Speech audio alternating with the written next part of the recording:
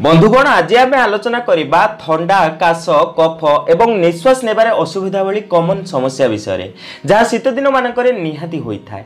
जदि यही समस्या आपण को भी हैरान करुच्ची तेबे आजिर यही वीडियो केवल आपण बंधुगण थंडा काश भली समस्या जेबे भी आमको होता है तेबे एथिपाई आमे सर्वप्रथमे कौन करती आमे मेडिसिन स्टोर जाई केमिकल्स बेस्ड मेडिसिन खाइबा आरंभ कर दियंती। कौन आपण जानिछंती एहाकू यूज करिबा द्वारा कफ को एहा आपनक शरीर भितर ही जमा कर दिए। सेथिपाई आज मु आपनकू एक चमत्कारी घरोई उपचार कहिबी जहा ना केवल थंडा काश को दूर करिवो बरं निश्वास नेबारे हेउतबा समस्या को मध्य ठीक करिवो। एही रेमेडीर खास कथा हैला एहा केवल गोटिए पत्ररु बना जाई थाए ताहा अटे पान पत्र। आजिर एही वीडियोटी को शेष जाय निहाती देखंतु कारण मु आपनकू स्टेप बाय स्टेप प्रोसेस सहित एहा पछर साइंस एवं बेनिफिट्स एक्सप्लेन करिवि। तेबे चलंतु जानिबा पान पत्ररु मिलुथबा एही जबरदस्त फायदा विषय रे। बंधुगण पानपत्र केवल चूर्ण गुआ एवं जर्दा मिसई खाइबा पाई नुह एथिरे किछि एमिति मेडिसिनल प्रॉपर्टीज मिलता है जहा एहाको एक पावरफुल औषधि बनई थाए। आयुर्वेद रे पानपत्र प्रयोग आपनको रेस्पिरेटरी हेल्थ पाई अर्थात आपनको श्वास पाई बहुत दिन प्रयोग होई आसुछि। एथिरे एंटी इन्फ्लेमेटरी एवं एंटी माइक्रोबियल प्रॉपर्टीज मिलता है जहा कि गला कर्कश बा थंडा जोगु हेउथुबा इन्फेक्शन एवं इरिटेशन सह लड़ी आपनको बहुत आराम पहुंचाई थाए। साथरे पानपत्र एक नेचुरल डिकंजेस्टेंट भली काम करि थाए एवं बंद नाक एवं छाती जाकी धरिबा भली समस्या को ठीक करि थाए फल रे आपनको निश्वास नेबारे सहज होई थाए। एहा छडा पानपत्र मध्य रे यूजनल नामक एक कंपाउंड मिलता है। यह सही कंपाउंड अटे जहाँ लवंग मध्यरु मिलता है। यही यूजनल एक नेचुरल एंटीसेप्टिक भली काम करिता है। यह आपनको इम्यूनिटी सिस्टम को भी सपोर्ट करिता है एवं रेस्पिरेटरी प्रॉब्लम रे मध्य आपनको बहुत अधिक हेल्प करिता है।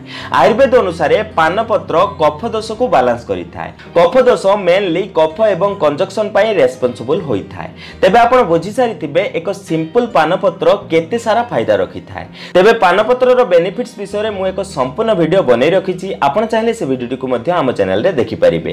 एबे जानिबा आजिर एही रेमेडी को केमिति बनेबा एवं एहार यूज किपरि करिबा। आजिर एही रेमेडी को बनेया पई आपण दुईटी पानपत्र नियंतु एवं ताहाको भलो भाबे परिष्कार करी प्रथमे धोई दियंतु।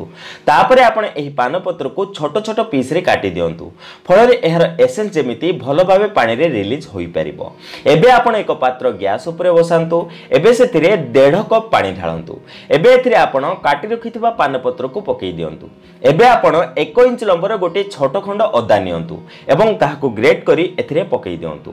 एबे आपण एथिरे 3टी लवंग पकई दियंतु। एबे आपण एहाको मीडियम फ्लेम रे भलो भाबे बॉईल करंतु। आपण एहाको सेत पर्यंत बॉईल करंतु जेमिति पानी फुटी फुटी 1 कप होई जिवो।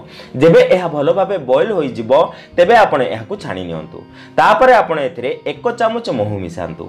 एमिति आदो भाबंतु नाही गरम पानी रे महू मिसैले विष बनी जाए सेमिति किछि भी होई न थाए। हेले तथापि जदि आपनको डाउट अछि तेबे आपण पानी को अल्प ठंडा करंतु अर्थात अल्प उषम थिबा बेले आपण सेथिरे महू मिसांतु।